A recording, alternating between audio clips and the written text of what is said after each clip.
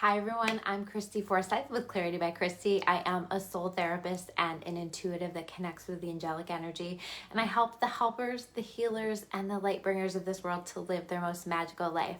So if that's you and you're watching the replay on my YouTube channel, make sure you hit the subscribe button below so that you can get notifications for all the videos that I'm sharing here on the channel. We're going to dive into the energy of this week. What is the collective energy? What do we need to know to best navigate it, and what messages do the angels have for us? I want to acknowledge the intensity of this energy. If I didn't feel the energy myself, I would know that the energy is really intense because you guys should see my phone. So if you have messaged me, emailed me, called me, contacted me, understand that I am getting so many messages right now that it's taking me a while to get through it. That's always an indicator that there's a lot going on, because you usually get the kind of messages of what's going on with the energy right now. So that's exactly why I make these videos, so you guys know what's going on with the energy. But bear with me, be patient as we are trying to navigate all of the intensity that we have going on. We're in Mercury Retrograde, and this can be a period that is challenging. There is stuff that comes up for us. Hi, Chelsea. Nice to see you. If you guys don't know Chelsea, Chelsea is in my office, and she is doing energy sessions for people. So for anybody who is here local, make sure you check out Chelsea Burgess. And if that speaks to you, make sure you get yourself set with an energy session with her.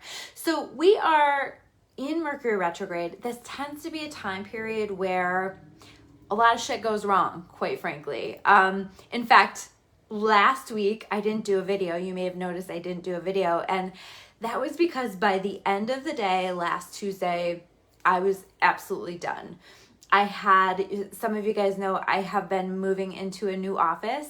That was my very first day with clients, and my very first client, who is actually here for an in-person session, went to go use the bathroom and the water was shut off. So I was trying to navigate all of that while also having back-to-back sessions, while telling people they couldn't use the bathroom. It was just a very Mercury retrograde day, and the internet wasn't up or working yet. So it was just a lot, but that's a perfect example of the way that things can tend to go wrong during this time period.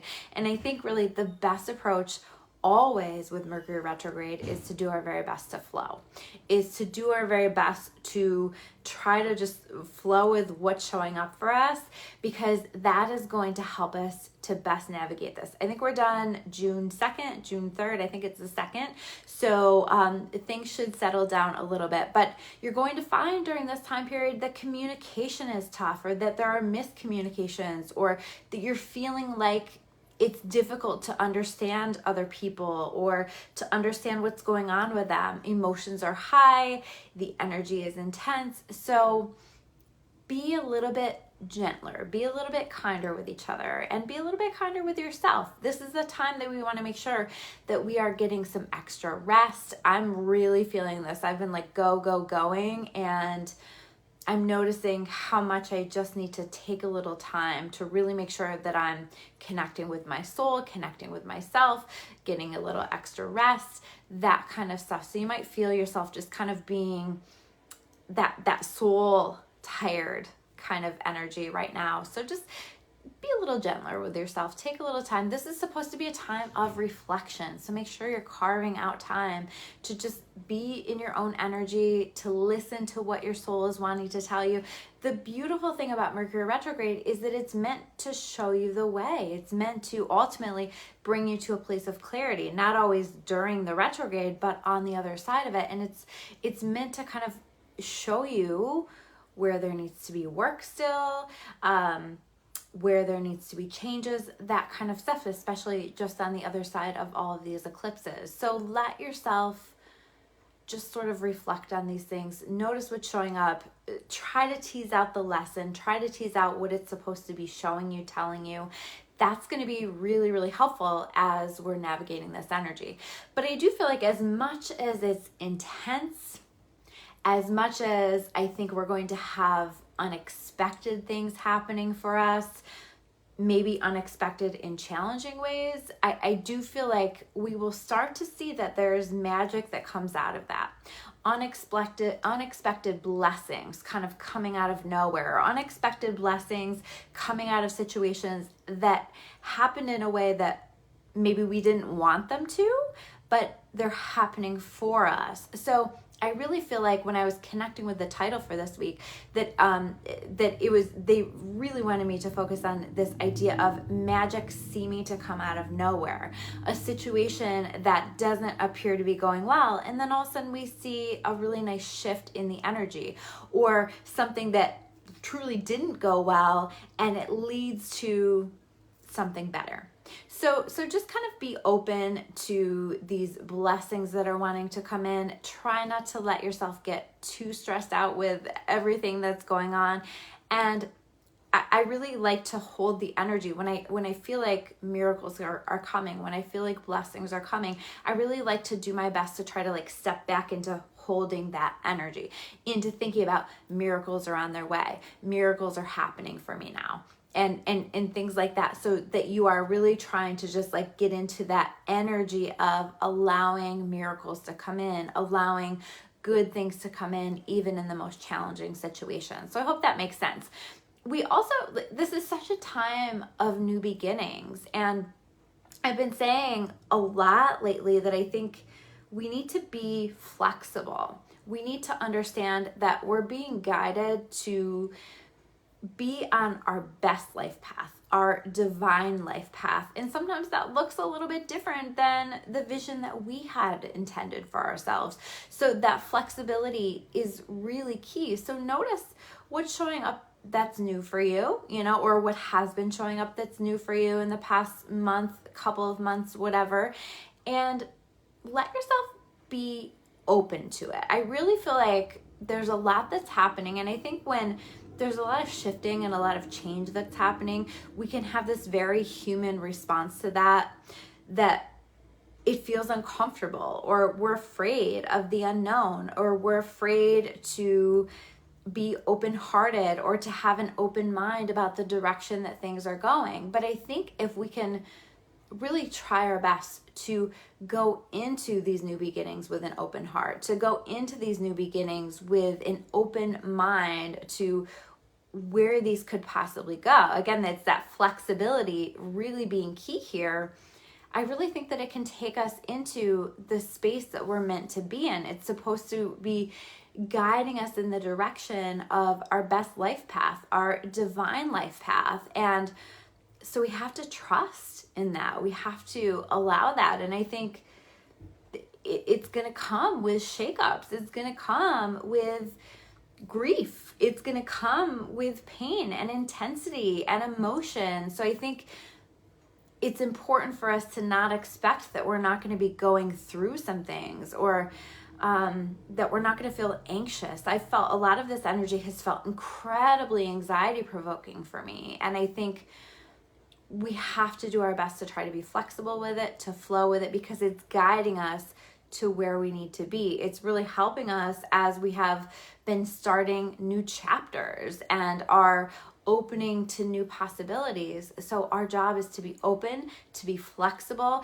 to keep inviting God, the universe, whatever you call that, into the circumstances, so that we know that we're being supported, so that we know that we're being shown. I've been just saying, God, show me the way. I don't know what you're doing here with this, but please show me the way. I invite you to show me the way. I'm listening. I'm paying attention. I'm allowing myself to be led, because I understand that I don't have the big picture here. God does.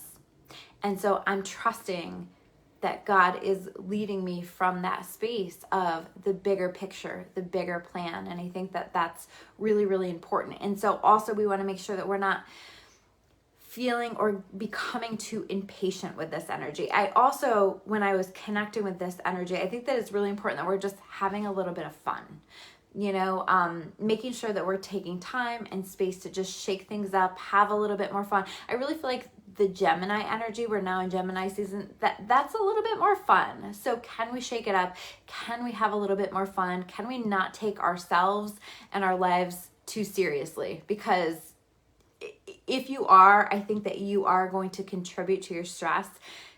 Laugh about it, have fun about it, joke about it. It's going to help all of us to navigate all of this intensity that we have going on. So let's take a look at the cards that we pulled here. So we have the Six of Water, right? During Mercury retrograde, we can have that tendency to have people from the past showing up, whether that's exes, whether that's just people from our past. And that's really what this Six of Water card is about, is connecting with or reconnecting with people from the past, or connecting with people we've shared a past life with but are new to us in this life.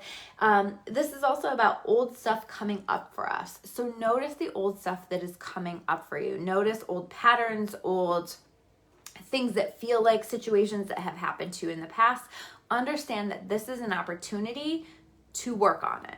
This is an opportunity to level up with it. It's an opportunity to do some level of work around these things. Now, if it's a person showing up, it probably, I mean, you have to feel it out, right? But it feels to me like tests. It feels to me like a double check from the universe. So maybe you have decided to move forward from something and something shows back up, but you know that it's not right for you. You know that it's not aligned for you. And so let that shit go.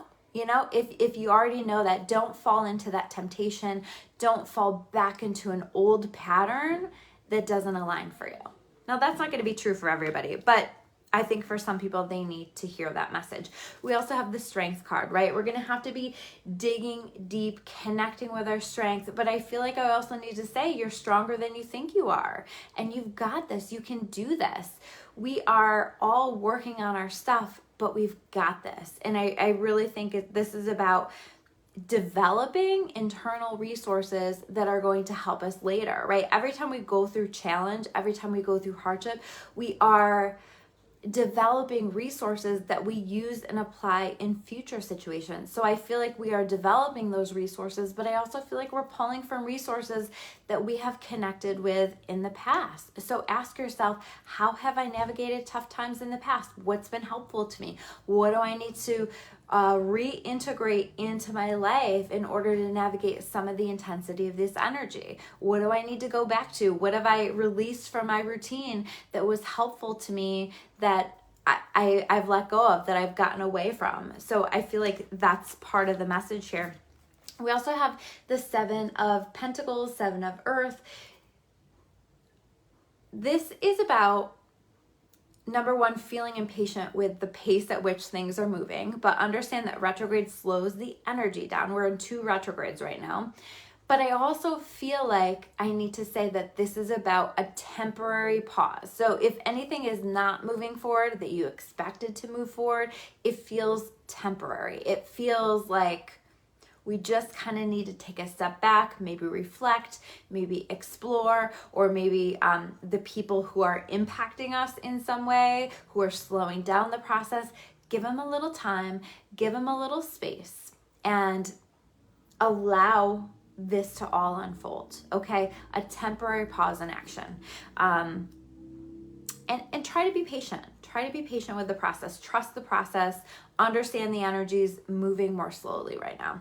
The next card that we have here is the Balance card. This is a beautiful time to take time for balancing, for getting yourself into balance. This is also my Divine Timing card. Okay, this is the Temperance card in traditional tarot. It's about divine timing. And I know, like it's frustrating to hear divine timing, divine timing, divine timing. I feel like we've pulled the Temperance card a lot in these readings lately, but it's true. It's true. And anything that is meant for you will never pass you by in the right timing. So understand that, but also understand that this is a beautiful time to slow down, to find whatever it is that you need to bring yourself, to bring your life, whatever you're needing into balance, okay? What's really cool is like we've got all of that stuff, right? But on the other side of this balance card, then we start to see the good stuff, right? We see the star card. So this is a healing. You know, I think there's a lot of healing that's happening. There is happiness. There is joy that is happening. And oh, I see we've got a scammer there in the comments. Ignore that. Don't connect with this person. That's really annoying. It's very Mercury retrograde.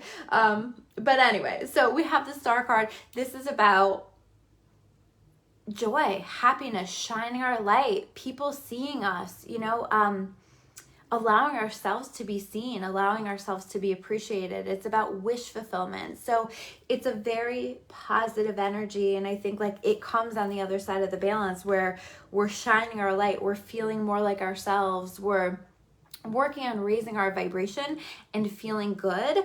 And what that brings with it is our light. It uncovers our light. It helps our light to build and grow and helps us to be seen and recognized and shining and feeling better. It's like very much like that diamond energy where the pressure is creating the diamond, okay? Last card that we have here is the 8 of Pentacles or the 8 of Earth. This is about continuing to work on the things. We went from the 7 of Pentacles to the 8 of Pentacles, right? The 8 of Pentacles is where hard work really pays off.